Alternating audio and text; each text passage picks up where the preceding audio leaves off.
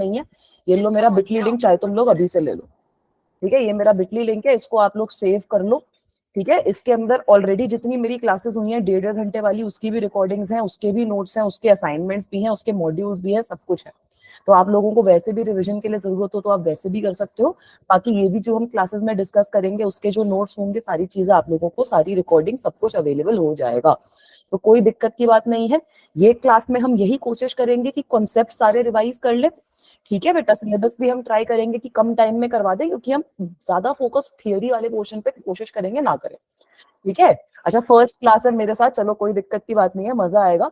JEE oriented class रखेंगे, competitive exam oriented class रखेंगे। Class के अंदर हम सारे जो टॉपिक्स हैं, फॉर्मुलाज हैं, वो क्विकली रिवाइज करके अलग अलग तरीके के जो क्वेश्चंस आपके जेई में आ सकते हैं, जो क्वेश्चंस आपके जेई में ऑलरेडी आए हुए हैं, क्वेश्चंस डिस्कस करेंगे। ठीक है, जो आपकी ये लंबी लंबी डेरिवेशंस हैं उन पे हम इतना फोकस नहीं डालेंगे। हम ज्यादा फोकस रखेंगे कि हाँ फॉर्मुलाज क्या है, जो आप ऑलरेडी जहां पे भी ट्यूशन ले रहे हो या फिर स्कूल में जा रहे हो वहां से आपको फॉर्मुलाज ऑलरेडी पता है। राइट, तो ये फॉर्मुलाज पता है हमें, हमें जो बेसिक कॉन्सेप्ट्स है वो पता है, बस इन सबको इंटीग्रेट करके हमारा मेन पर्पस रहेगा कि क्वेश्चन कैसे सॉल्व करने हैं, वो भी चीज हम सीखेंगे। अगर कोई ऐसा कॉन्सेप्ट है जिसमें बच्चों को दिक्कतें ज्यादा है कि नहीं मैम ये तो हमें डेरिवेशन समझ ही नहीं आई, या फिर ये तो बिल्कुल ही दिमाग में कुछ नहीं पल्ले पड़ा, तो वो चाहे कॉन्सेप्ट हम क्लास में डिस्कस भी कर लेंगे। ठीक है, ये मैं व्हाट्सएप पे भी सेंड कर दूंगी अफशीन बेटा, कोई दिक्कत की बात नहीं है, ग्रुप में भी मैं भेज दूंगी। ठीक है, ये वाला लिंक बाकी आप अपना ना कॉपी करके इसको सेव भी कर लो, इस पे मेरे ऑलरेडी सारे के सारे नोट्स, सारे के सारे लेक्चर्स वगैरह सब कुछ पड़ा हुआ है। तो अगर आपको टाइम मिले, आपको कुछ भी रिविजन करनी हो, सारी की सारी चीजें यहाँ पर आपको डिटेल में मिल जाएंगी। हमारी क्लास में हो सकता है हम इतनी डिटेल में ना जाए क्योंकि टाइम हमारे पास कम रहेगा, बट यहाँ पे आपको सारे नोट्स, सारी रिकॉर्डिंग, सारी डेरिवेशन, सारे कॉन्सेप्ट बिल्कुल डिटेल में टॉपिक वाइज मैंने लिख के रख रखे हैं। ठीक है, तो ये सारी चीजें आप लोगों को अवेलेबल हो जाएंगी। तो क्विकली देख लेते हैं अब आज की क्लास का क्या मोटिव है। बच्चों जैसा मैंने बोला कि हमारा जो कंटेंट है थोड़ा फास्ट चलेगा, तो आज की क्लास में हम काफी सारी चीजें कवर कर लेंगे। सबसे पहले simple basic properties of charges क्या क्या होती हैं, जो इलेक्ट्रोस्टैटिक्स का फर्स्ट चीज है उसके बारे में डिस्कशन करेंगे। We'll also discuss methods of charging का क्या मतलब है। फिर हम आ जाएंगे कूलम्स लॉ पे। कूलम्स लॉ जो होता है उससे आपके जेई के अच्छे क्वेश्चंस बन पाते हैं। जैसे अगर बच्चों ने एचसी वर्मा में क्वेश्चंस देखे हैं तो कुछ कुछ एसएचएम वाले क्वेश्चंस कूलम्स लॉ से बने हुए होते हैं। कुछ कुछ क्वेश्चंस आप लोगों के जो कोई मास है वो हिल रहा है, उसमें एसएचएम कैसे परफॉर्म हो रही है, या फिर मेरे पास दो बॉल्स है, they are they are attracting each other, they are repelling each other, उनके बीच में क्या फोर्स लग रही है, क्या एंगल बनेगा। इस तरीके के क्वेश्चंस आपके जेई में आते हैं, वो आपके सिंपली डायरेक्टली आप कूलम्स लॉ से कर सकते हो। नीट में भी यही क्वेश्चंस आते हैं कंचन बेटा। ठीक है, नीट जेई के अंदर सारे के सारे जो कॉन्सेप्ट्स हैं सेम होते हैं, खाली क्वेश्चन का लेवल एक दो ऊपर नीचे हो जाता है। नीट के भी क्वेश्चंस कर लेंगे डिस्कस, जेई के भी क्वेश्चन डिस्कस कर लेंगे, कोई टेंशन की बात नहीं है। ठीक है, फिर we'll also talk about superposition principle. Electric field क्या होता है उसके बारे में भी बात करेंगे, और सुपरपोजिशन प्रिंसिपल इलेक्ट्रिक फील्ड की वजह से क्या होता है उसके बारे में भी बात करेंगे। तो आप लोगों को भी एक्टिव रहना है क्लास में। 9 से 10 का टाइम है तो सोना नहीं है। मैं क्लास को जितना इंटरेक्टिव बना सकती हूँ उतना इंटरेक्टिव बनाऊंगी, आप लोग भी चैट बॉक्स पे एक्टिव रहो, ताकि कोई क्वेश्चन आए आप लोगों को, कुछ आपको पूछना है, कुछ भी आपके दिमाग में डाउट है वो भी आप मेरे से पूछ पाओ। ठीक है बच्चों, बेटा नोट्स में ट्राई करूंगी कि आप लोगों के ग्रुप पे भेज दूं, या फिर मैं आप लोगों को जो भी आपका एक अलग ग्रुप अगर मैं बना पाऊं तो अलग ग्रुप बना दूंगी, वरना ये बिटली लिंक जो मैंने आपको भेजा है इसी लिंक पे मैं ट्राई करूंगी कि नोट्स वगैरह सारे अपलोड करती रहूं। ठीक है बेटा, क्लियर है? अरे फिर आज के टॉपिक शुरू।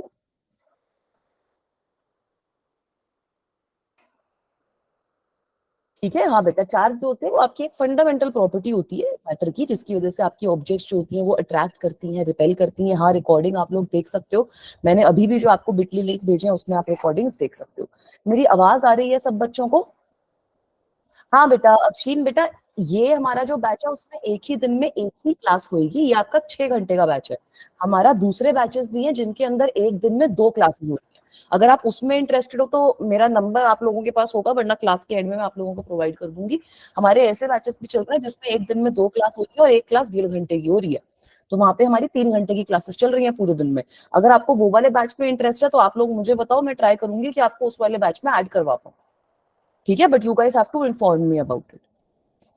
ऑल राइट बच्चों, तो जो भी रहेगा आपका वो उस बैच में भी ऐड करवा दूंगी। ये हमने इसीलिए, तो ऐड कर देना का मतलब नहीं है, तो फिर आप मुझे एक बार व्हाट्सएप पे टेक्स्ट करेंगे सब बच्चे अगर ये चीज चाहिए तो।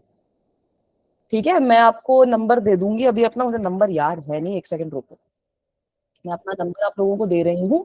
जिन बच्चों को ऐड होना है वो मुझे अपना नाम वगैरह अच्छे से भेजेंगे ताकि मैं आगे उसको फॉरवर्ड कर दूंगी और आप लोगों को उसमें ऐड करवाने की बात कर लूंगी। ठीक है, give me a second, let me just find out my number. ये रहा। जैसे हमारे जो सिम्स हैं ये अवंती की साइड से आए हैं तो नंबर याद नहीं होते हैं इनके इतनी इजीली। ठीक है, नंबर मुझे मिल गया है। एक बार देखो, मैंने आप लोगों को नंबर भेजा है, ये नंबर आप लोग नोट डाउन कर लो। ठीक है, you guys can note this down. तो इसमें यही होगा बेटा कि आप यहाँ पे मुझे टेक्स्ट कर दो अगर आप इंटरेस्टेड हो ये वाले बैच में आने में। इसके टाइमिंग्स हमारे फिक्स्ड रहते हैं, 2 तरीके के टाइमिंग अवेलेबल है। जो भी आपसे फोन पे कनेक्ट करेगा वो आपको बता देगा। अगर आपको 1 घंटे की क्लास की जगह दिन में 3 घंटे की भी क्लास चाहिए तो उसके भी बैचेस चल रहे हैं, वो भी आप लोगों को प्रोवाइड हो सकता है, कोई टेंशन की बात नहीं। हाँ सरताज बेटा, ध्रुव बेटा, जो भी डाउट है एक बार चैट बॉक्स में लिख दो। मेरा नाम है साक्षी मैम। ठीक है, मेरा नाम साक्षी मैम। मैं अभी यही करो कि जितने भी डाउट्स आप लोगों के दिमाग में आ रहे हैं वो एक बार क्लियर कर लो। ठीक है, उसके बाद हम क्लास शुरू करते हैं, थोड़ी सी डिस्कशन कर लेते हैं पहले। जो भी डाउट्स आ रहे हैं सब क्लियर कर लो। Hello everyone, my name is Sakshi ma'am. और बेटा आप मुझे कॉल मत करो, आप मुझे टेक्स्ट कर दो। मैं आपका जो नंबर है ना वो फॉरवर्ड कर दूंगी आगे। आप लोग मुझे टेक्स्ट कैसे करोगे? अपना नाम टेक्स्ट करोगे, you will text me your name, you will text me your contact number, you will text me your name, you will text me your contact number. आप लोगों के पास आपका एसआरएन नंबर होगा, वो भी आप मुझे टेक्स्ट कर देना। अपना स्कूल का नाम मुझे टेक्स्ट कर देना। ठीक है, इसी फॉर्मेट में टेक्स्ट करना और अपना इशू जो है वो मुझे टेक्स्ट कर दोगे। इशू मतलब कि हमें 1.5 घंटे वाले बैच में आना है या फिर वैसा कुछ आना है, तो ये सारी की सारी चीजें आप मुझे टेक्स्ट करो उससे, ताकि मैं आप लोगों को अपने ग्रुप में ऐड करवा दूं। ठीक है बेटा, टाइमिंग्स हमारे पास 2 टाइमिंग है। जैसे जिस बैच में मैं पढ़ा रही हूँ मैं आपको उसकी टाइमिंग बता देती हूँ। जिस बैच में मैं पढ़ा रही हूँ वो 6:30 से 9:45 के टाइमिंग है।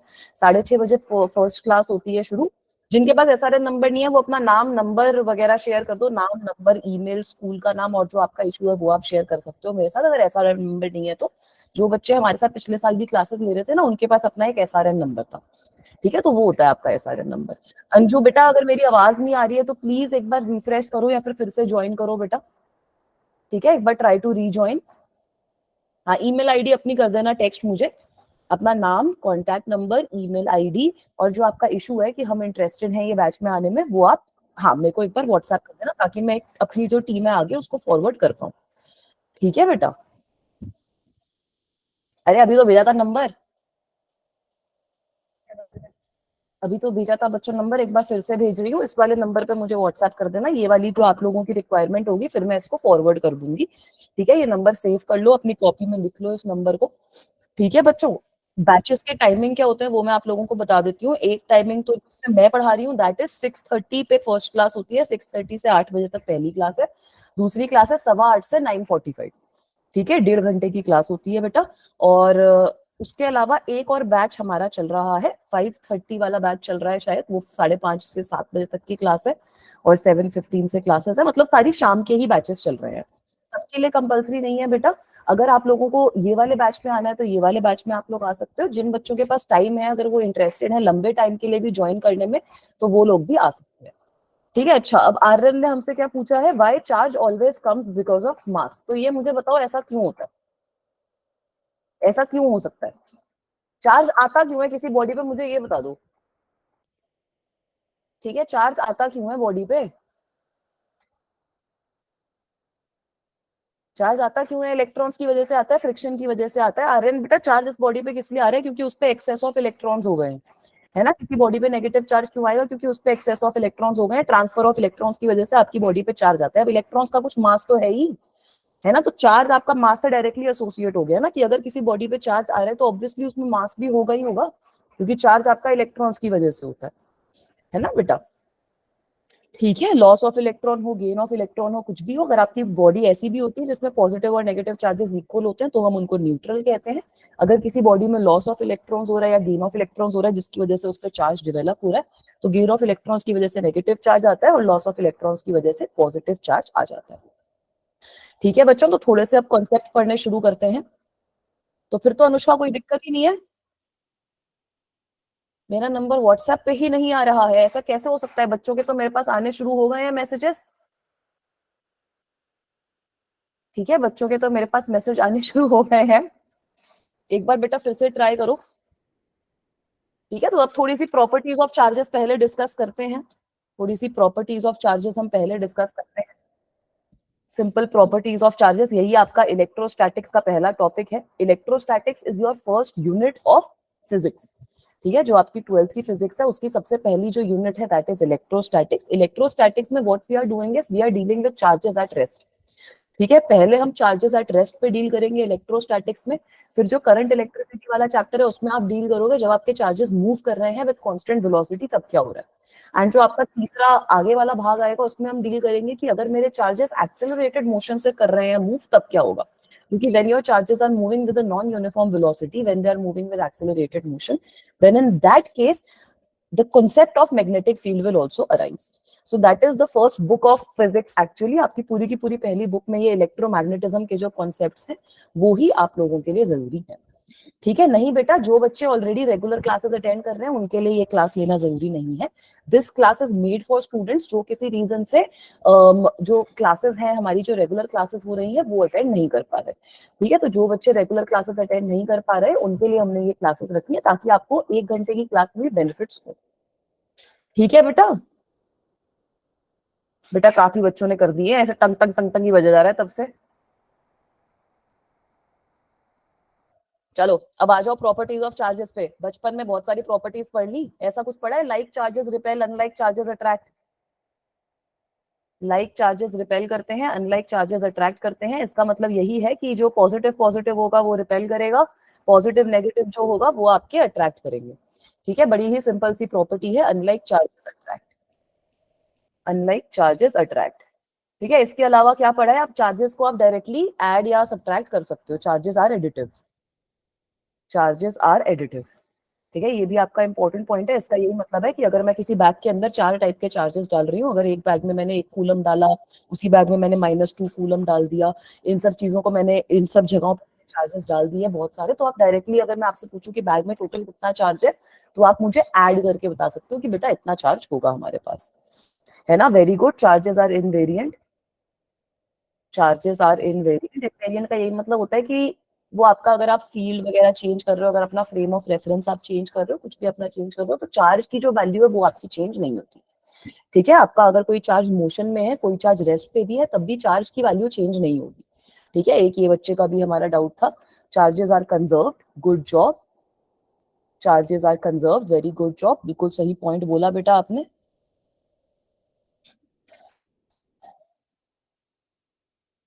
बेटा ये पता चल जाएगा फोर्स कैसे लग रही है। फोर्स वाला कूलम्स लॉ पढ़ा है ना बच्चों ने, वो भी अभी हम पढ़ेंगे कि अगर मेरे पास ये दोनों चार्जेस मेरे सेम है, जो लाइन ज्वाइनिंग होती है ना इनके चार्जेस की, उसके अलोंग एक दूसरे को रिपेल करते हैं, सेम फोर्स से रिपेल करते हैं, एक्शन रिएक्शन फोर्सेस होती हैं। ठीक है, चार्जेस आर कंजर्व्ड का क्या मतलब है, बिल्कुल सही बोला। नेट चार्ज जो होता है सिस्टम का वो 0 होगा। नेट चार्ज 0 होने का क्या मतलब है कि अगर जैसे मैं 2 बॉडीज को रब कर रही हूँ, अब आप बोल रहे हो कि मैम फ्रिक्शन से मैंने रब किया, एक बॉडी पॉजिटिवली चार्ज हो गई, एक बॉडी नेगेटिव चार्ज हो गई, तो ऐसा तो नहीं है ना कि ये चार्जेस कहीं से पैदा हो गए, है ना, ऐसा तो नहीं है। हुआ क्या है कि एक बॉडी के जो इलेक्ट्रॉन्स थे वो दूसरी बॉडी पे ट्रांसफर हो गए, है ना बेटा। But total charge of the system will still be conserve. तो चार्ज कहीं से भी पैदा वैदा नहीं हो रहे हैं, आपका जो टोटल चार्ज रहता है वो कंजर्व होता है। Charges can only be transferred from one object to another. And one very important point which a student has written in the chat box, Ankit has written, पहले भी बच्चों ने लिखा है, is that charge is quantized. Charge is always quantized. तो charge के quantize होने का क्या मतलब है बेटा, कि चार्ज जो होता है it is an integral multiple of charge on an electron. अब ऐसा क्यों हो रहा है, क्योंकि आपके जो चार्जेस हैं वो ट्रैवल क्यों हो रहे हैं। बेटा मेरी स्क्रीन शो हो रही है अफशीन बेटा आपको, can you guys see this. ठीक है, very good. Charges can not exist without mass but mass can exist without charge, ये भी अच्छा पॉइंट है, charges can not exist without mass. ठीक है, माई स्क्रीन इज विजिबल, अगर कभी स्क्रीन विजिबल नहीं हो तो बता देना, मैं एक बार रिफ्रेश कर लूंगी। Charge can not exist without mass. अच्छा, Mansa is also one of my old students, बड़ा अच्छा लगा उनको भी देखकर। ठीक है, कुछ कुछ बच्चे ऐसे मेरे पुराने बच्चे भी हैं जिनको मैं से 11th में पढ़ाती थी, तो आप लोगों को देखकर भी अच्छा लग रहा है कि हाँ स्टूडेंट्स। ठीक है, चार्ज इज क्वांटाइज का क्या मतलब है, एक बॉडी से दूसरी बॉडी पे चार्ज कैसे ट्रांसफर होएगा, इलेक्ट्रॉन्स के टर्म में ट्रांसफर होएगा ना मैम, एक इलेक्ट्रॉन ट्रांसफर हो गया, 2 इलेक्ट्रॉन ट्रांसफर हो गए, 50 करोड़ इलेक्ट्रॉन ट्रांसफर हो गए, ट्रांसफर तो इलेक्ट्रॉन ही होंगे ना। तो बॉडी पे जो भी आपका चार्ज होगा it must definitely be an integral multiple of the charge of an electron. ठीक है बेटा, समझ में आया आर्यन, रीजन समझ में आया ऐसा क्यों हो रहा है, क्योंकि अगर आपके चार्जेस ट्रांसफर हो रहे हैं they will transfer in the form of electrons, दो बॉडीज के बीच में अगर चार्ज ट्रांसफर हो रहा है तो वो इलेक्ट्रॉन्स के फॉर्म में ट्रांसफर होएगा। सो दैट इज व्हाई जो भी चार्ज होगा किसी बॉडी पे it should be an integral multiple of electrons. Right Afsheen बेटा, आपको ये पहचान गई थी मैं। ठीक है, नहीं एग्जिट मत करो यार, एग्जिट करके फिर से ज्वाइन कर लेना क्लास, वरना मुझे बता दो कि कोई दिक्कत आ रही है तो मैं रिफ्रेश कर लूंगी। बेटा अभी मैंने कुछ लिखा नहीं है नया, ठीक है, अभी विजिबल हो जाएगा सब बच्चों को, अभी मैंने कुछ लिखा नहीं है। ठीक है, चार्ज इज क्वांटाइज्ड का क्या मतलब है बेटा, अब जैसे मुझे बताओ कि सपोज मैं एप्पल्स के बारे में बात कर रही हूँ, ठीक है, मेरे घर में बहुत सारे एप्पल्स थे, मेरे घर में 100 एप्पल थे और मैंने आप लोगों को सबको एप्पल्स बांट दिए। ठीक है, वैसे ही चार्जेस काम कर रहे हैं, है ना, चार्जेस हमारे पास हैं जो भी है वो इलेक्ट्रॉन्स के फॉर्म में ट्रांसफर हो रहे हैं, है ना। तो मैं खाली ये बोल रही हूँ कि अब जो टोटल नंबर ऑफ इलेक्ट्रॉन्स होंगे जो भी किसी बॉडी पे ऐड होंगे उन पे जो टोटल चार्ज होगा that should B an integral multiple of the charge on one electron. ठीक है, that should B an integral multiple of charge on one electron. Is that okay? अभी समझ में आया बेटा ये पॉइंट अपना बेटा, है ना। क्वांटाइजेशन ऑफ चार्जेस कोई ऐसे बहुत बड़ी चीज नहीं है, क्वांटाइजेशन का क्या मतलब है कि जितने नंबर ऑफ इलेक्ट्रॉन्स किसी बॉडी को दूंगी तो चार्ज उस बॉडी पे उन इलेक्ट्रॉन्स के हिसाब से तो आएगा। अब इलेक्ट्रॉन आपकी फंडामेंटल चार्ज है, उसको आप ब्रेक नहीं कर सकते फर्दर, वो आपका फंडामेंटल पार्टिकल आता है। तो किसी भी बॉडी पे चार्ज जो आ रहा है वो इलेक्ट्रॉन्स की वजह से आ रहा है। ठीक है, तो ये तो बेसिक प्रॉपर्टीज कुछ आपकी चार्जेस की हो गई। मूविंग ऑन वी कैन, मतलब आप इसको और डिटेल में भी पढ़ सकते हो, नोट्स वगैरह में जाओ, थोड़ा सा और डिटेल में आप इस चीज को पढ़ पाओगे।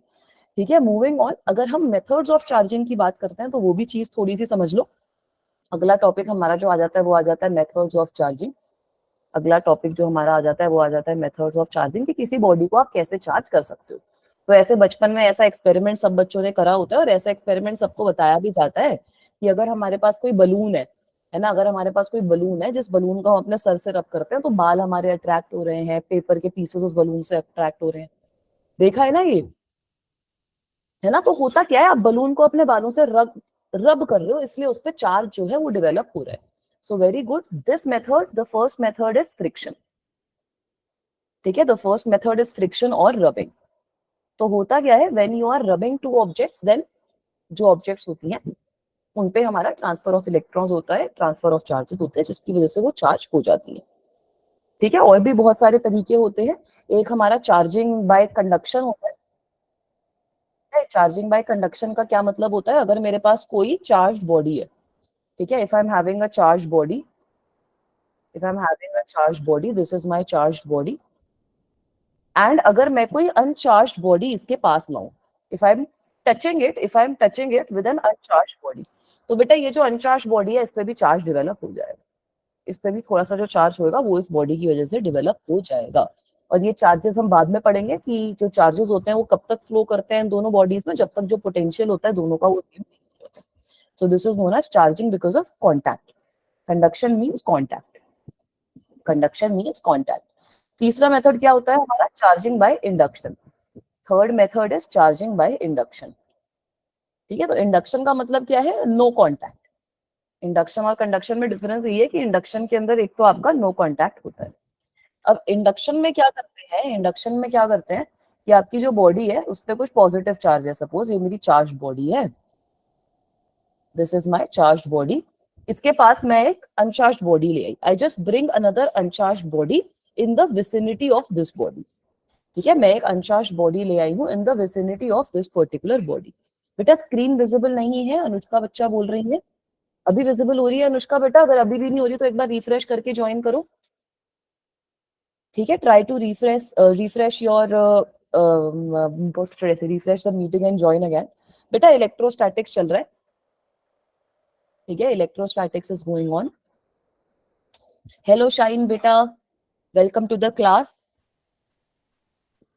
बेटा इलेक्ट्रोस्टैटिक्स पढ़ा रही हूँ, अभी खाली हमने basic properties of charges discuss करी, अब हम मेथड्स ऑफ चार्जिंग जो है वो भी डिस्कस कर रहे हैं। ठीक है, फिर उसके बाद हम आगे कूलम्स लॉ वगैरह पे मूव ऑन करेंगे और कूलम्स लॉ मूव करने के बाद उसके थोड़ा सा क्वेश्चन सॉल्व करेंगे, फिर आगे प्रोसीड करेंगे। ठीक है बच्चा? हाँ बेटा, वो बच्चे ज्यादा हो गए ना दीपक बेटा क्लास में, तो इसलिए थोड़ा सा स्क्रीन में दिक्कत आ रही है। कोई टेंशन की बात नहीं है, आप वरी मत करो, अभी वो प्रॉब्लम भी रिजॉल्व हो जाएगी। ठीक है, तो अब क्या करें, इंडक्शन में हम इसको टच नहीं करवा रहे। तो अब आप पूछोगे मैम अब क्या होगा? तो बेटा क्योंकि हम इसको टच नहीं करवा रहे, तो इस रीजन से, इंडक्शन वाले रीजन से अब होगा क्या कि पॉजिटिव से नेगेटिव अट्रैक्ट होगा। तो ये जो भी मेरे पास कंडक्टर है, इसका जो नेगेटिव चार्ज होगा कुछ इस साइड पे आ जाएगा, इसका जो नेगेटिव चार्ज होगा कुछ इस साइड पे आ जाएगा, और जो पॉजिटिव चार्ज होगा वो कुछ यहाँ पर आपका एक्यूमुलेट हो जाएगा। जो पॉजिटिव चार्ज होगा वो कुछ आपका इस साइड पे एक्यूमुलेट हो जाएगा। ठीक है बच्चों? तो अब अगर मैं इस बॉडी को अर्थ कर दूं इस साइड से, if I M earthing this body from this side, तो ये जो पॉजिटिव चार्ज है मेरा इस साइड पे, that positive charge flows away, positive charge gets positive charge flows to the ground. बेटा this is for twelfth class, ठीक है? ये आपका ट्वेल्थ क्लास का फर्स्ट चैप्टर है बच्चा। अगर आप 11th क्लास में हो शाइन बेटा, तो this will not be the right class for you. This is the first chapter of twelfth class. ठीक है, तो होगा क्या, हमारा जो पॉजिटिव चार्ज होगा इस केस में, positive charge flows to the ground, positive charge जो है वो हमारा ग्राउंड पे फ्लो कर जाएगा। एंड आपके पास जो ऑब्जेक्ट बचेगी वो एक नेगेटिवली चार्ज ऑब्जेक्ट बचेगी। सिंपली फिर अगर मैं इस अर्थिंग को यहाँ से रिमूव कर दूं, if I will remove this earthing, तो हमारे पास ये जो बचा हुआ नेगेटिव चार्ज है ये आपका पूरी की पूरी सरफेस पे स्प्रेड हो जाएगा, and you will be left with a negatively charge body. So these are some methods of charging a body। हाँ बेटा, रिकॉर्डेड लेक्चर भी मिल जाएगा, कोई टेंशन की बात नहीं है। अर्थिंग का मतलब होता है ग्राउंड से किसी भी ऑब्जेक्ट को कनेक्ट कर देना। तो जो ग्राउंड से जब आप किसी चीज को कनेक्ट करते हो तो उसका पोटेंशियल जो होता है वो जीरो हो जाता है। यहाँ पे हम यही चीज अभी वो बाद में समझ लेंगे। यहाँ पे हम यही चीज समझेंगे कि जो पॉजिटिव चार्ज है वो सारा ग्राउंड पे चला गया, ये नेगेटिव चार्ज जो बचा वो पूरा का पूरा सरफेस पे स्प्रेड हो गया। तो अब अगर मैं ये पॉजिटिवली चार्ज स्फीयर यहाँ से हटा दूं, मेरे पास एक नेगेटिवली चार्ज स्फीयर बच जाएगा। Is this okay guys? ठीक है, ये चीज क्लियर है सब बच्चों को? Screen is stucking, I understand it is happening because there are a lot of students in the class. If there is a particular thing which you don't understand, let me know so that I can explain that to you in a better way। ठीक है, तो अब आ जाओ हमारे important topic पे, जिससे आपके actual में क्वेश्चंस मेजरली पूछे जाते हैं, वो है हमारा कूलम्स लॉ। ठीक है, ये होता है हमारा कूलम्स लॉ। तो बेटा as I told you that since this is the 6 hour batch, बहुत सारी चीजों को बहुत ज्यादा डिटेल में हम डिस्कस नहीं कर पाएंगे। तो आपको मेरा जो बिटली लिंक है वहां से आपको जो डिटेल नोट्स हैं, जो डिटेल्स रिकॉर्डिंग्स है, वो भी सारी अवेलेबल हो जाएंगी। उसके अलावा if there is a particular derivation which you guys don't understand, if there is a particular concept in which everyone is having problems, let me know so that we can discuss that particular concept in detail. ठीक है बेटा, अब Coulomb's law क्या होता है मुझे ये बता दो। ठीक है, अब हमें पता है कि भाई चार्जेस जो होते हैं हमारे वो एक दूसरे से इंटरेक्ट करते हैं, है ना? अगर मेरे पास लाइक चार्जेस होते हैं, if I am having same charges, then they will repel, and if I am having unlike charges they will attract, right? तो कूलम्स लॉ जो होता है आपका, वो आपका इंटरेक्शन ऑफ चार्जेस जो है उनको जज कर लेगा कि आपके जो चार्जेस है किस तरीके से इंटरेक्ट कर रहे हैं। वेरी गुड विकास बेटा, यही आपका कूलम्स लॉ बताता भी है कि अगर मेरे पास दो चार्जेस हैं, if I am having two charges, this is Q1 and this charge is Q2 and these are point charges। इनको हम point charges मानते हैं, मतलब ये चार्जेस का साइज बहुत छोटा है और इनको हम बोल सकते हैं दैट नियरली पॉइंट चार्जेस हैं। इनके बीच में जो डिस्टेंस है वो r के बराबर है। तो बेटा क्या कहा जाता है, दो तीन पॉइंट्स बताए जाते हैं इसकी फोर्स के बारे में। तो पहला तो पॉइंट यही होता है कि ये जो फोर्स होती है इसकी value is directly proportional to the charge. जो भी आपका Q1 और Q2 चार्ज है उसकी डायरेक्टली प्रोपोर्शनल होती है। स्क्रीन स्टक, एक सेकेंड, अभी आ गई बच्चों? ठीक है, ये जो फोर्स होती है it is directly proportional to the product of the two charges and it is inversely proportional to the square of the distance between them. तो आप लोगों ने ऐसा कुछ एक्सप्रेशन देखा होगा, k Q1 Q2 upon r square, है ना बेटा? ये जो k होता है ये हमारा एक कांस्टेंट होता है for a given medium. So if you are talking about charges which are kept in vacuum, है ना? Very good, if you are talking about charges which are kept in a vacuum, then in that case we will say k की value हो जाती है आपकी 1/4 pi epsilon naught, where epsilon naught is your permittivity, where epsilon naught is your permittivity of vacuum, epsilon naught is your permittivity of vacuum। ठीक है, अगर मैं किसी और मीडियम की बात करती हूँ, जब स्क्रीन से स्ट्रक हो गई है, बड़ी दिक्कत है बेटा, बड़ी दिक्कत है। ये स्क्रीन स्ट्रक होने की बीमारी मेरी जाएगी नहीं अनफॉर्चुनेटली। जो बच्चे मेरी पहले भी क्लास लेते हैं, ठीक है, कंडक्शन बता तो दिया बेटा। Conduction happens when you are actually, you know, when you are touching a charged body with another uncharged body, तो आपके because of conduction, because of touching, the charges will get transferred. अगर हमारे पास कोई medium है, if I'm having a medium, if I'm talking about a medium, ठीक है, if I'm talking about a medium, ठीक है बेटा, ये जो लॉ है वो पॉइंट चार्जेस के बीच में वैलिड है, क्योंकि जब चार्जेस आपके बहुत ज्यादा बड़े हो जाते हैं तो उनके बीच में आप डिस्टेंस इवैल्यूएट नहीं कर सकते इतना इजीली, है ना। चार्ज कहाँ खत्म हो रहा है, कहाँ शुरू हो रहा है, उसके सेंटर से आप कैसे डिस्टेंस इवैल्यूएट करोगे। तो ये जो आपका लॉ रहता है, this is valid for small charges only, for point charges only. अगर आप किसी मीडियम के बारे में बात करते हो, तो मीडियम में हमारी एक टर्म आ जाती है which is known as relative permittivity. Medium में हमारी एक टर्म आ जाती है which is known as relative permittivity. ये नाम सुना है बच्चों ने? रिलेटिव परमिटिविटी का नाम सुना है? ठीक है, रिलेटिव परमिटिविटी का नाम सुना है? क्या होती है रिलेटिव परमिटिविटी?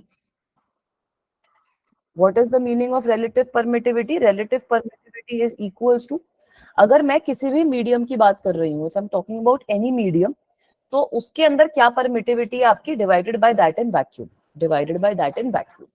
ठीक है, ये आपका रिलेटिव परमिटिविटी होता है। तो यहाँ से आप ये भी देख सकते हो कि permittivity of any medium is equals to what? Epsilon r multiplied by epsilon naught. ठीक है, तो अगर मुझे किसी मीडियम में फोर्स का एक्सप्रेशन लिखना है, तो फोर्स का एक्सप्रेशन हो जाएगा 1/4 pi epsilon Q1 Q2 upon are square. So इसको हम ऐसे भी लिख सकते हैं 1/4 pi epsilon R epsilon naught Q1 Q2 upon are square.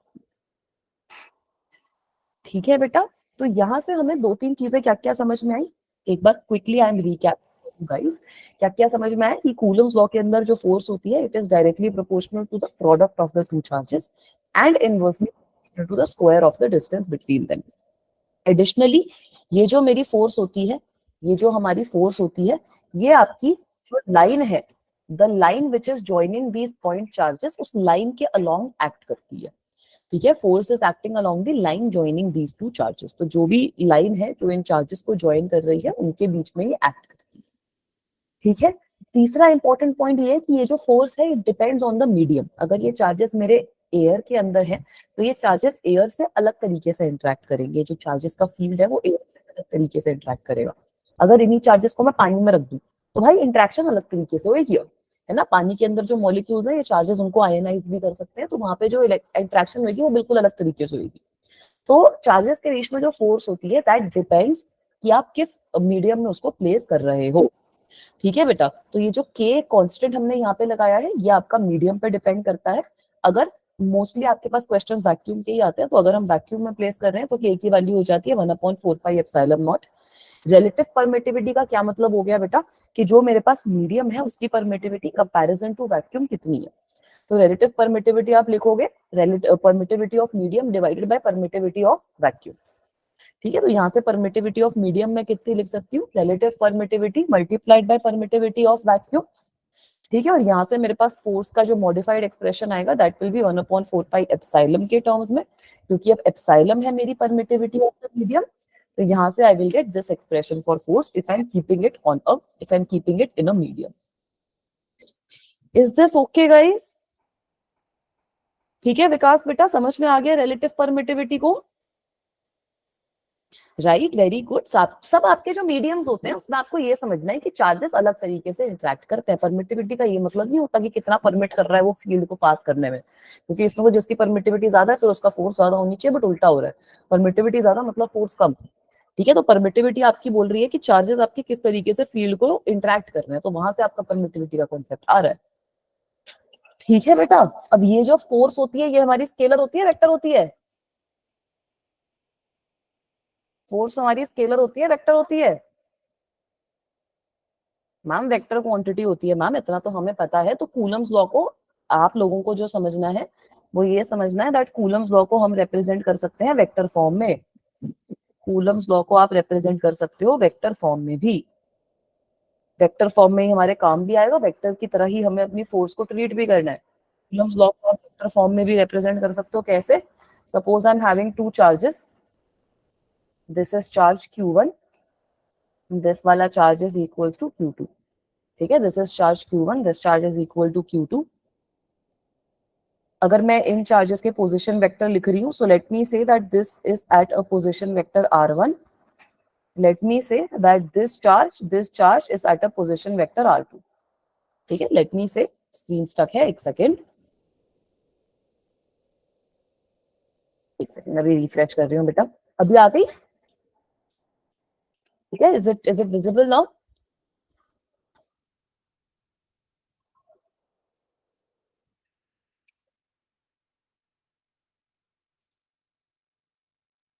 ठीक है, तो अब यहाँ पर हमें बताना है कि भाई इस केस में अब क्या होगा। इस केस में हम फोर्स का जो एक्सप्रेशन है वो कैसे लिख सकते हैं। हाँ बेटा, पॉजिटिव चार्ज जो होता है वो हमारा न्यूट्रल ऑब्जेक्ट, न्यूट्रल बॉडी को भी अट्रैक्ट कर सकता है। ठीक है, वैसे ही नेगेटिवली चार्ज ऑब्जेक्ट्स भी अगर कोई है तो वो भी न्यूट्रल बॉडी को अट्रैक्ट करेंगे। ठीक है बेटा, उसका रीजन ये है कि वो चाहेंगे यार कोई भी बॉडी, ये क्या चल रहा है ये bodies के। अच्छा मुझे ये बताओ कि लाइक चार्जेस रिपेल क्यों करते हैं, अनलाइक चार्जेस अट्रैक्ट क्यों करते हैं? भाई वो इसलिए अट्रैक्ट कर रहे हैं क्योंकि एक तरीके से, इस तरीके से समझो कि दुनिया में सब लोग चाहते हैं स्टेबिलिटी, है ना। वो स्टेबिलिटी कब आएगी? जब एनर्जी उसकी मिनिमम हो जाएगी। एनर्जी कब मिनिमम होगी? जब चार्ज उसके अंदर कम होएगा, है ना बेटा। तो उसको अपना चार्ज कम करना है, ये उसका पर्पस है। तो दैट इज वाई पॉजिटिव और नेगेटिव चाहते हैं कि वो एक दूसरे के अंदर बिल्कुल पास आके घुस जाए ताकि वो न्यूट्रलाइज हो जाए और चार्ज उनका कम हो जाए। नेगेटिव नेगेटिव रिपेल कर रहा है, पॉजिटिव पॉजिटिव रिपेल कर रहा है। वो रिपेल क्यों कर रहा है? क्योंकि भाई उनका चार्ज और बढ़ जाएगा ना अगर वो एक दूसरे के पास आ गए, तो वो थोड़ी चाहते हैं ये लोग। तो पॉजिटिव बॉडी आपकी न्यूट्रल बॉडी को भी अट्रैक्ट करती है, नेगेटिव बॉडी भी न्यूट्रल बॉडी को अट्रैक्ट करती है, क्योंकि इस केस में चार्जेस रहेंगे उन बॉडीज पे कम होने की प्रोबेबिलिटी रहती है, तो स्टेबिलिटी उनकी इंक्रीज कर सकती है। ठीक है बेटा, अब अगर I say that distance between these charges is equal to R, तो अब यहाँ पर अगर मैं फोर्स का एक्सप्रेशन लिखती हूँ, then I can write two expressions for force. ठीक है, I can write two expressions for force. एक फोर्स का एक्सप्रेशन मैं लिख सकती हूँ वन और टू चार्ज के बीच में। So this is force which is acting on charge one due to charge two. This is force which is acting on charge one due to charge two. ठीक है, force which is acting on charge one due to charge two. Force जो मेरी charge one पे act कर रही है charge to की वजह से। तो इसकी अगर आप वैल्यू लिखोगे तो कितनी लिख दोगे? के Q1 Q2, के Q1 Q2, R12 वेक्टर। ठीक है, जो भी मेरा वेक्टर है इन दोनों के बीच में जो इसका डिस्टेंस रिप्रेजेंट कर रहा है, वहां से मेरे पास इसकी डायरेक्शन आएगी, and I will divide this by the distance between them, उसका स्क्वायर, एंड R12 का होल स्क्वायर। यहाँ पर R12 क्या है? R1 माइनस R2 के बराबर है मामला। ठीक है, R12 की जो वैल्यू है that is equals to R1 minus R2। Is my screen visible to everyone? ठीक है, तो यहाँ पर हमने इसको वेक्टर फॉर्म में रिप्रेजेंट कर दिया, डायरेक्शन का मामला और आ गया आपके पास R12 का। ठीक है बच्चों, अब इसी को आप इस तरीके से भी रिप्रेजेंट कर सकते हो that it is equals to के Q1 Q2 upon magnitude of R12 का cube. If I multiply this and divide this by the magnitude, I will get R vector 12। ठीक, तो ये हमारा जो कूलम्स लॉ होता है ये वेक्टर फॉर्म में आ गया। ऐसे ही मेरी फोर्स कितनी लग रही है चार्ज टू पे, वो भी हम लिख सकते हैं कि चार्ज टू पे हमारी कितनी फोर्स लग रही है, वो भी आप लोग लिख सकते हो। Force acting on charge two because of charge one. एक सेकेंड बेटा, चलो मेजर एक्सप्रेशन जो था वो मैंने लिख दिया। ठीक है, वेरी गुड, नेगेटिव साइन ले लो। अब यहाँ पर आपका डिस्टेंस जो है वो हमारा एक तरीके से नेगेटिव आ जाएगा। तो यहाँ पर what I can write is, I can write K Q R21 cap upon R21 का whole square, and this I can also say is equals to के Q1 Q2 अपॉन R21 का whole cube into R21 this. और यहाँ पर ये R21 क्या है? R21 is R2 minus R1। ठीक है बेटा, तो आप ये देख सकते हो कि R21 और R12 are negative of each other, so that is why जो आपकी फोर्स 1-2 होती है it is equals to negative of force 2-1। So basically both of these charges are attracting each other by an equal and opposite force. तो ये आपकी action reaction pairs जो होती हैं वो बना देती हैं। Both of these charges are attracting each other by equal and opposite forces. ठीक है, अभी विजिबल है बेटा? अभी स्टक नहीं है आई थिंक? एक बार रिपीट भी कर देती हूँ बेटा, कूलम्स लॉ को मैंने वेक्टर फॉर्म में लिखा है, that is all I have done.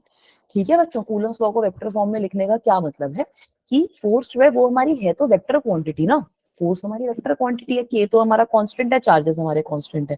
Vector quantity इकलौती जो फोर्स में आ रही है वो आपकी डिस्टेंस की वजह से आ रही है, डिस्प्लेसमेंट की वजह से आ रही है ना बेटा। तो मैंने यही तो यहाँ पे लिख दिया कि जो फोर्स एक्ट कर रही है चार्ज 1 पे because of charge 2, that is equal to के Q1 Q2 upon are square. Direction क्या हो जाएगी R12, डायरेक्शन क्या हो जाएगी R12 मतलब R1 माइनस R2। ठीक है, R1 माइनस R2 जो होगा वो आपका R12 आएगा, आपके पास R12 की यही डायरेक्शन आएगी। ठीक है, R12 will be something like this, R12 जो होगा that will be something like this. तो यहाँ पे मैंने F12 की वैल्यू लिख दी।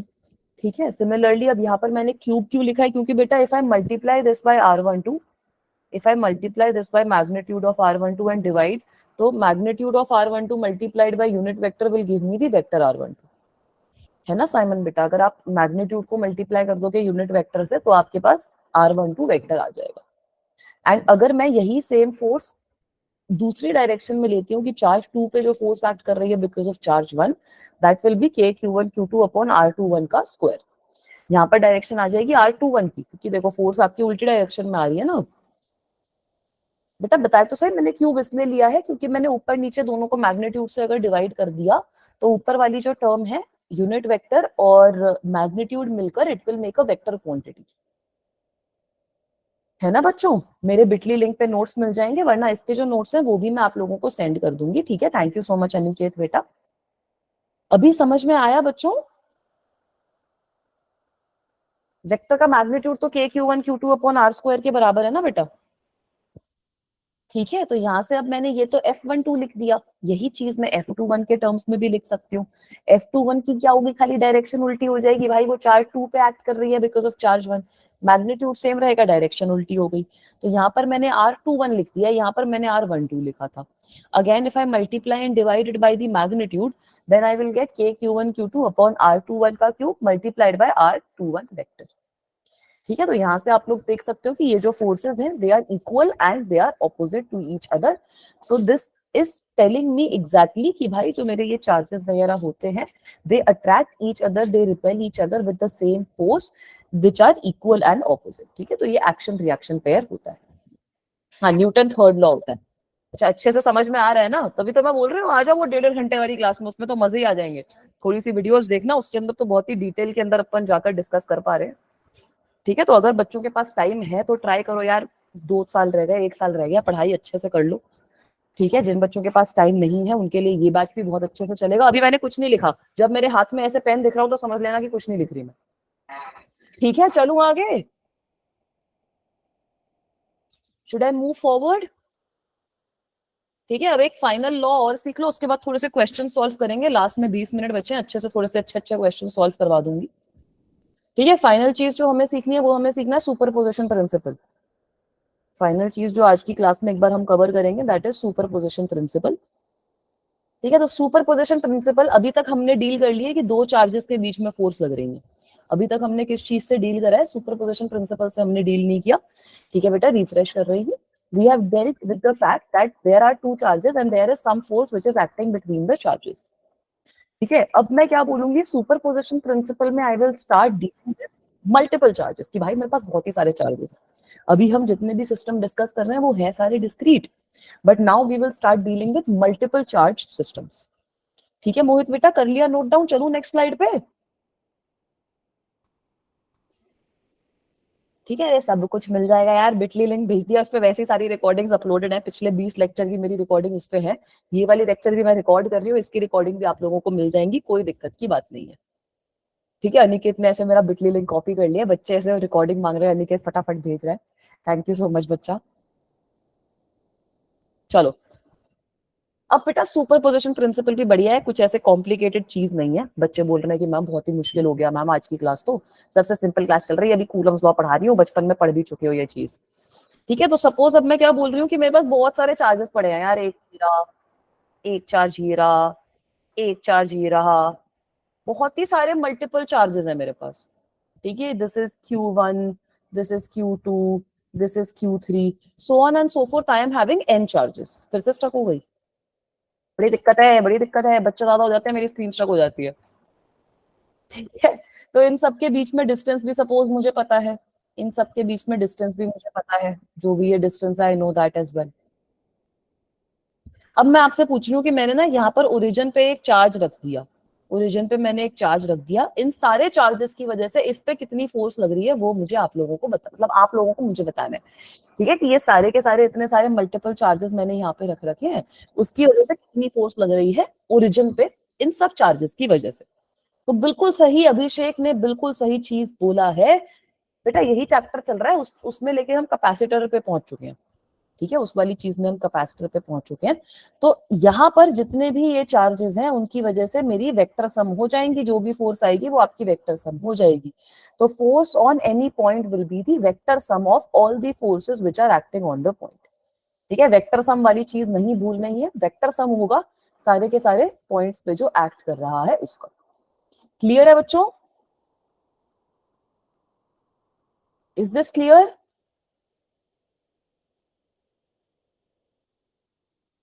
चलूं आगे? ठीक है, तो अब इसकी थोड़ी सी इलस्ट्रेशंस देखते हैं, जितना अभी हमने पढ़ा है, कूलम्स लॉ पढ़ लिया, सुपरपोजिशन प्रिंसिपल पढ़ लिया, उसकी थोड़ी सी इलस्ट्रेशंस देखेंगे। आर्यन बेटा, सुपरपोजिशन प्रिंसिपल क्या बोलता है कि अगर मेरी क्लास में 4 बच्चे हैं, मेरी क्लास में अभी 100 बच्चे हैं, अगर मैं सब बच्चों का माइक ऑन कर दूं तो सब बच्चे इतना तेज बोलेंगे, सब बच्चे इतना तेज चीखेंगे कि मुझे कुछ सुनाई नहीं देगा, तो आप सबकी आवाजें ऐड हो जाएंगी, है ना? तो वैसे ही अगर मेरे पास मल्टीपल चार्जेस है, if I am having a system where I am having multiple charges, और मुझे बताना है कि किसी एक चार्ज पे कितनी फोर्स है, ये बता दो मैम। तो बेटा उस चार्ज पे सारी की सारी जितने भी चार्जेस है उनकी वजह से फोर्स लगेगी। ठीक है बेटा, वहीं पे क्लास 11th के नीचे दूसरी शीट भी है, वो क्लास 12th की है, क्लास 11th क्लास 12 दोनों की शीट है। तो बेटा सुपरपोजिशन प्रिंसिपल आर्यन बेटा यही बोलता है कि जितने भी चार्जेस हैं हमारे पास, उन सब चार्जेस की वजह से नेट फोर्स किसी पॉइंट पे जो लग रही है वो कैलकुलेट करने के लिए आप सारी फोर्सेस का वेक्टर सम ले लो, सब चार्जेस की वजह से इंडिविजुअल फोर्स निकालो और सबको वेक्टर सम कर दोगे तो आपके पास नेट फोर्स आ जाएगी। अभी क्लियर है बच्चा? ठीक है, क्वेश्चन सॉल्व करें अब थोड़े से इसके। पार्शियल प्रेशर का कहां से आ गया? पार्शियल प्रेशर तो चलो बेटा अलग कॉन्सेप्ट है, वो तो आपका उससे कंपेयर मत करो। ठीक है, इसको इस तरीके से समझो कि अगर मेरे पास 2 चार्जेस हैं तो दोनों चार्जेस के बीच में फोर्स तो हम निकाल सकते हैं। मल्टीपल चार्जेस अगर मेरे पास होंगे तो मल्टीपल चार्जेस की वजह से उस वाले चार्ज पे फोर्स तो एक्ट करेगी ना, तो उस पर नेट फोर्स कैसे बताओगे आप? मुझे वेक्टर सम करके बताओ कि भाई फोर्स मेरी जब वेक्टर है तो वेक्टर सम ही तो लेंगे। ठीक है, पार्शियल प्रेशर वाला कॉन्सेप्ट से मत पढ़ो, उसमें मतलब वो तो अलग चीज है यार, वो तो आपका मैक्सवेल्स लॉ आ जाता है शायद, उसमें तो क्या ही पढ़ना है, सारे फोर्सेस का वेक्टर सम लेना है। ठीक है सलोनी बेटा, एक क्वेश्चन करवाती हूँ, उससे थोड़ा समझने की कोशिश करो। Let us understand this with the help of N illustration. हाँ, नाउ क्वेश्चन टाइम। ठीक है, अब थोड़ा सा इलस्ट्रेशंस देखते हैं, पहले सिंपल सिंपल इलस्ट्रेशन से शुरू करेंगे, उसके बाद थोड़ा मुश्किल करते रहेंगे इस चीज को। तो सपोज बेटा आई एम हैविंग 2 चार्जेस, ये मेरा जो चार्ज है ये है माइनस क्यू, रुक गई मेरी स्क्रीन फिर से, इतने बढ़िया टाइम पे स्क्रीन रुकती है, अच्छा खासा क्वेश्चन बना रही हूँ मैं और स्क्रीन रुक गई है। अभी आ जाएगी बेटा, गिव मी अ सेकंड। ठीक है, अभी विजिबल है?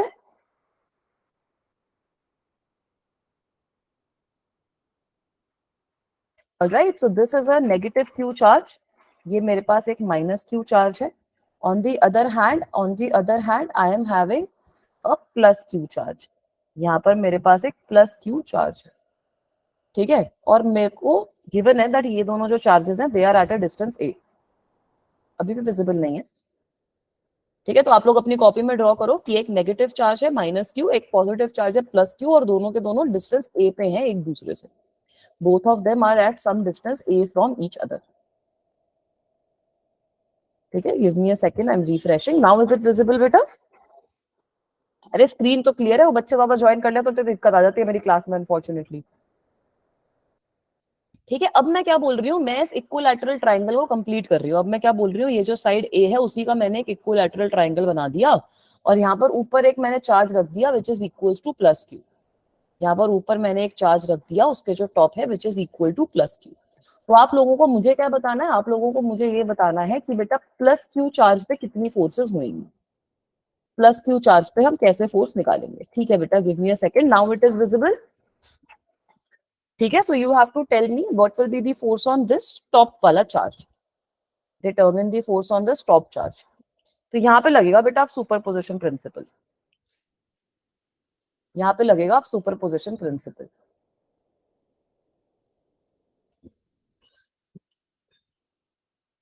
ठीक है, यहाँ पे लगेगा हमारा सुपरपोजिशन प्रिंसिपल। अगर आपको जो ऊपर मैंने चार्ज रख रखा है उस पर आपको निकालना है,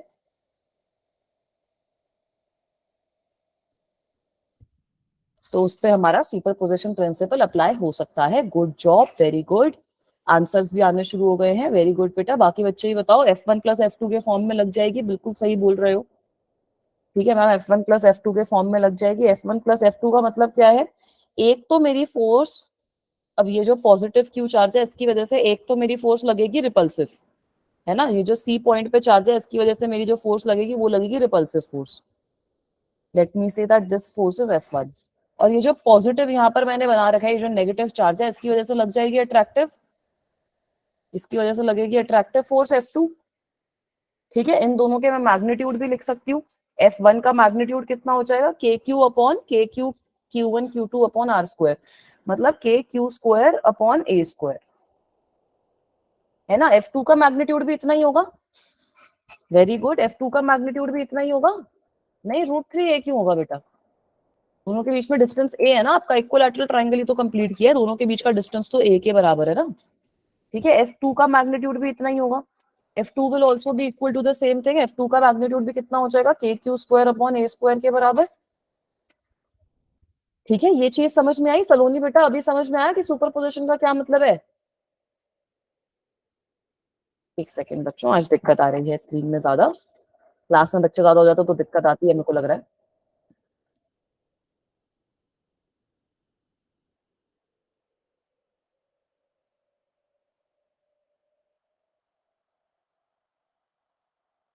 give me a second, let me try to change my internet.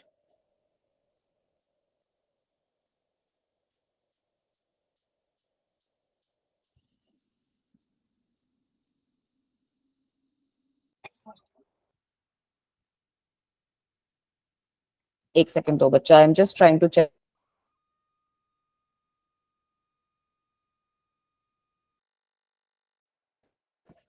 ठीक है, अभी hopefully there will be less problems, I have changed my internet. Yes, वही दिक्कत है। ए आंसर क्या होता है,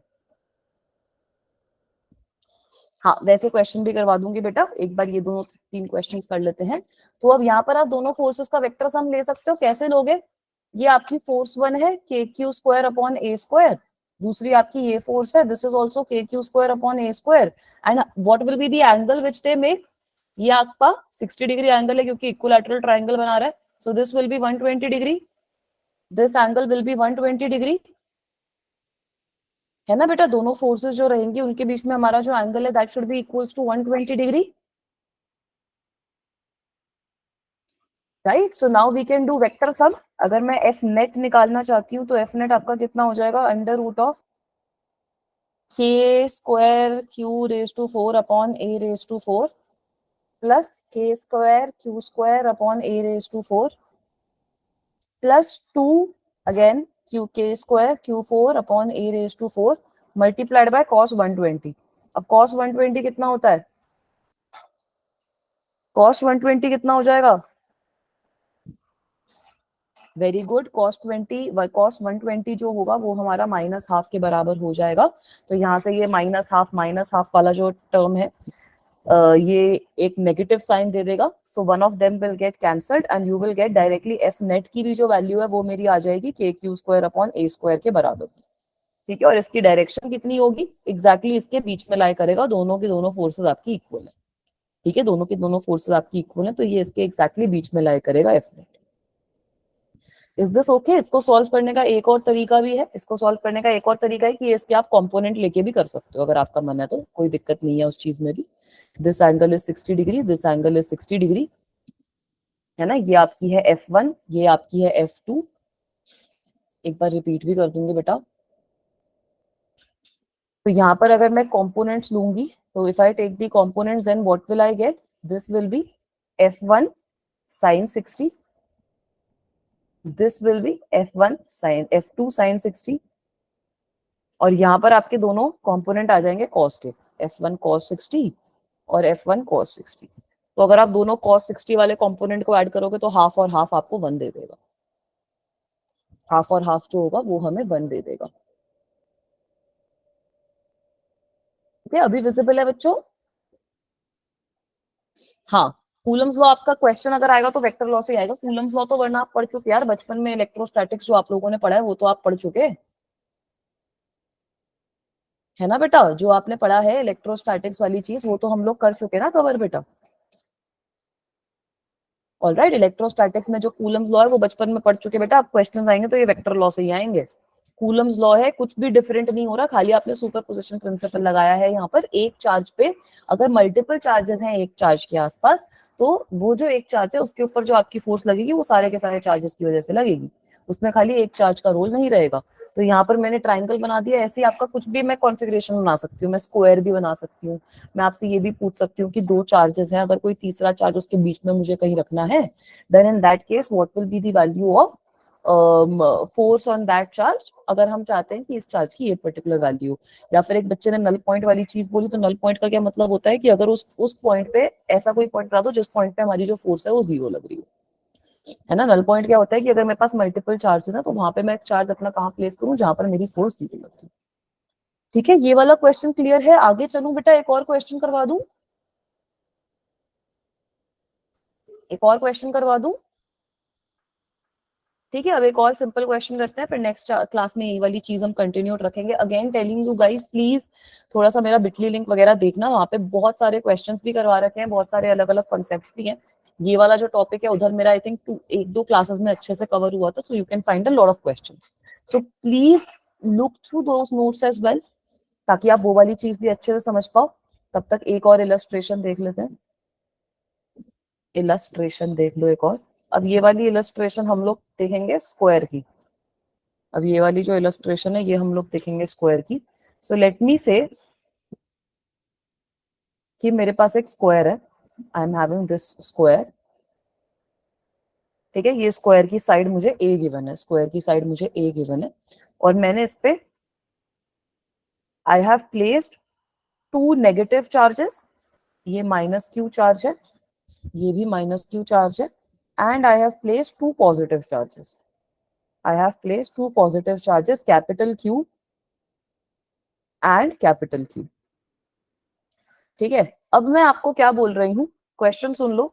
अब मैं आपको क्या बोल रही हूं, if net electrical force, if net electrical force on q is 0, find out the value of q upon small q। ठीक है, ऐसे बच्चे ने, विकास ने, अनिकेत ने, सबने 0 0 0 0 लिख दिया है, तो मैं आप लोगों को बोल रही हूँ ठीक है 0 है, तो मैं आपको बोल रही हूँ कि हाँ फोर्स मेरी 0 है, तो मुझे q capital q upon small q की वैल्यू बता दो कितनी आएगी। That is our task for today. ठीक है, अभी विजिबल है बच्चों? तो इस क्वेश्चन को कैसे करेंगे ये बता दो मेरे को। सबसे पहले ये जो दोनों ऑपोजिट चार्जेस हैं इनके बीच में डिस्टेंस कितना होगा, √2 है, इनके बीच में डिस्टेंस √2 है होगा। So I can draw three forces in this case, let me say that these charges are A B C and D.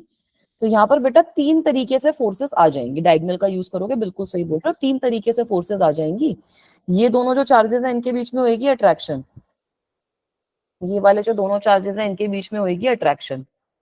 Is this okay? This is F C, this is F ए।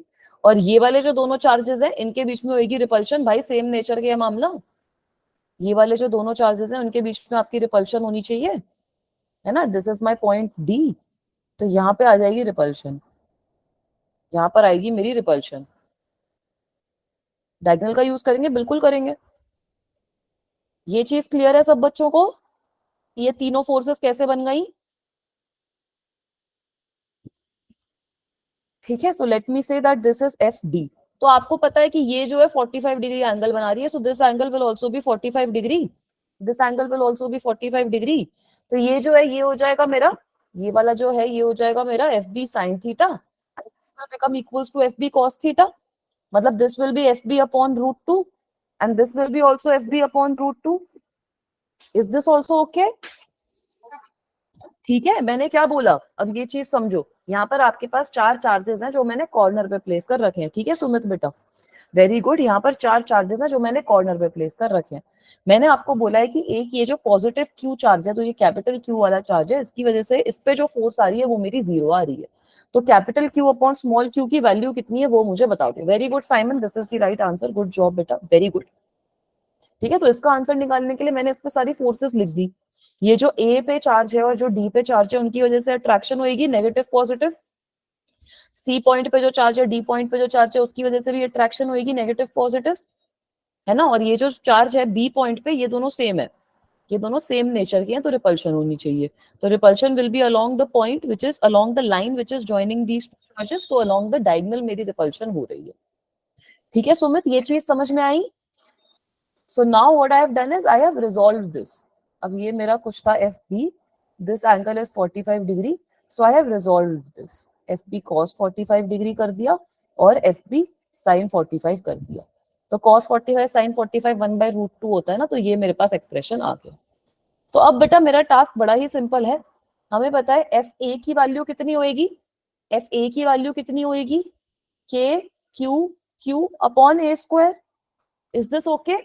यहाँ पर negative positive लिखने की जरूरत नहीं है, direction वाली जो चीज है वो हमने कंपोनेंट्स में रूल कर ली है, कंपोनेंट्स में देख लिया. कंपोनेंट्स वाली चीज से डायरेक्शन वाली चीज का अकाउंट हमने कर लिया है. विजिबल है बेटा अब स्क्रीन, रोशनी बच्चा? वैसे अगर मैं एफ बी की वैल्यू निकालूं तो एफ बी की कितनी वैल्यू आ जाएगी, इन दोनों चार्जेस की वजह से आएगी एफ बी की वैल्यू मेरी, है ना. एफ बी की जो वैल्यू आएगी वो इन दोनों चार्जेस की वजह से आएगी, कितनी आ जाएगी, K Q square upon root two A का होल स्क्वायर, मतलब 2a का होल स्क्वायर हो जाएगा. Is this also okay guys? ठीक है, तो अब अगर यहाँ पे जो फोर्स है वो जीरो है, उसका मतलब यही है कि भाई ये दोनों जो फोर्सेस हैं F B upon root two और F A, that must be equal, right. If it is given to me that these the charge is at equilibrium, तो बेटा इसका यही मतलब है कि ये वाली जो दोनों फोर्सेस है मेरी, this should be equal, F A should be equal to F B upon root two for force to be zero. तो करके देखो, ये आंसर आ जाएगा हमारा. So if I am doing this, then I will obtain the answer as what? If I do this, then what will I get the answer as? ठीक है, अगर मैं ये वाली चीज लिखती हूँ तो मेरे पास आंसर कैसे आ जाएगा. Now I can write minus K Q Q upon A square must be equals to what, 1 by root two K Q square upon 2a square. ठीक है, तो यू कैन इक्वेट दिस, सारी चीजें कट जाएंगी भाई, के से के कट गया, ए स्क्वायर से ए स्क्वायर कट गया, तो हमारे पास बचेगा क्या, minus q q should be equals to q square upon 2 root two. So this will give me the value of q as 2 root two multiplied by q का negative. ठीक है, तो यहाँ से हमारा जो आंसर है क्यू अपॉन क्यू की वैल्यू हमें निकालनी थी, वो माइनस 2 रूट टू आ जाता है. ये आई थिंक आपका कोई पुराना नीट या जेई का क्वेश्चन है, और ये क्वेश्चन आते हैं भाई पेपर में, ऐसे कोई मुश्किल क्वेश्चन तो है नहीं, इस पर ये क्वेश्चन तो आप लोग कर सकते हो. ठीक है, क्लियर है बच्चों, is this okay? All right, hopefully सब बच्चों को समझ में आया है जो हमने आज की क्लास में पढ़ा. Were you guys able to understand whatever we studied in today's class?